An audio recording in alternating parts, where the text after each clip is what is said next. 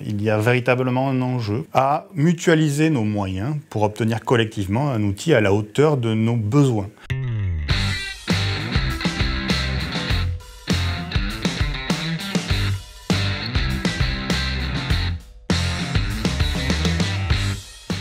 Je suis avocat au barreau de Toulouse, dans un cabinet créé en 1947. Qui est d'un contentieux, on va dire, civil général, avec la spécialité droit immobilier, droit social, droit de la famille. Aujourd'hui, un cabinet qui s'oriente aussi vers tout ce qui est les nouvelles technologies et notamment la cybercriminalité. Je la connais depuis un certain nombre d'années. J'ai vu les évolutions de la base de données et j'ai vu notamment les progrès significatifs du moteur de recherche sémantique, qui est à mon sens le meilleur des bases connues dans le domaine.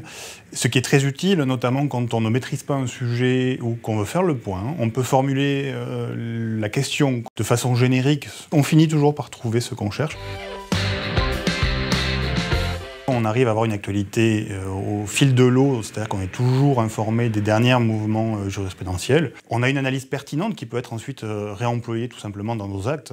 Et donc on gagne en efficacité.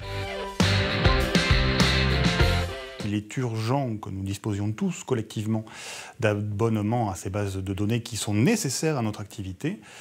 Et pendant trop longtemps, la profession s'est désintéressée de cet enjeu. Et enfin, ça fait plusieurs années que les barreaux, collectivement, souhaitent souscrire des abonnements parce que c'est une plus-value pour l'ensemble des cabinets du ressort.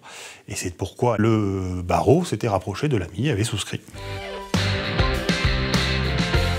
Un rappel de la nécessaire solidarité entre nous, et notamment sur la problématique des outils de base de données juridiques. Il y a véritablement un enjeu à mutualiser nos moyens pour obtenir collectivement un outil à la hauteur de nos besoins. Je ne vois pas comment je pourrais faire valablement mon métier sans avoir les bases de données.